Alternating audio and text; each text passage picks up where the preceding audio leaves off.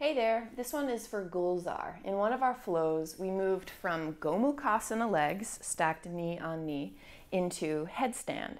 So I want to break down that little transition. I'm going to start in Gomukhasana legs. Now a prerequisite is that you're already comfortable in headstand and that you're already comfortable pressing headstand. So if you're not comfortable in headstand yet, make sure you practice that.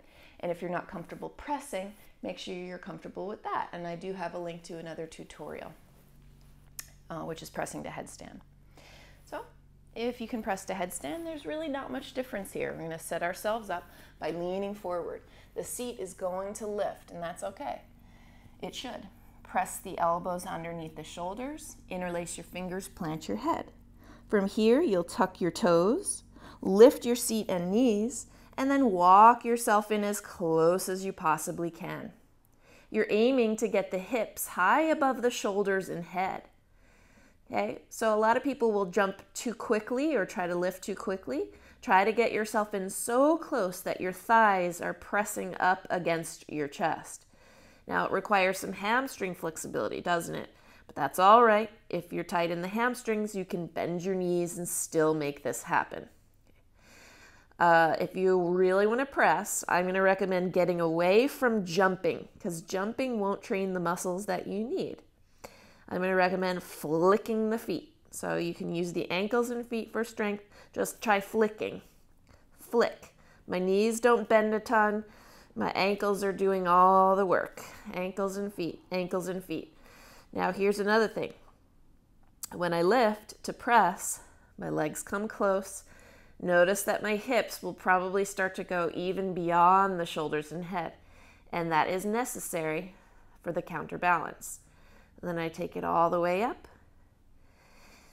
And then probably the best way to practice this is to aim to lower. So I'll do it two ways. One is with bent knees. Softly bend your knees. Lower them in close. Can you get your thighs on your chest, crossing one knee over the other? This might be harder than a crunch. Hang out here. And then see how slowly you can extend the legs, flex the feet, and lower. If there's any point where you crash to the ground, that's a good thing. That means that you know now where in your range of motion needs to get stronger. So you practice it over and over again. That's it. Okay, we're going to come back up.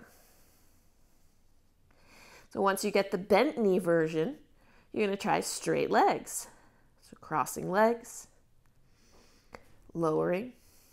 Notice that the hips travel farther than the head and shoulders. They need to. Take it super slow, cross the knees. I'm going to lower and sit it all the way down. Let me know if you have any questions. Share your progress in the comments. Stay in touch.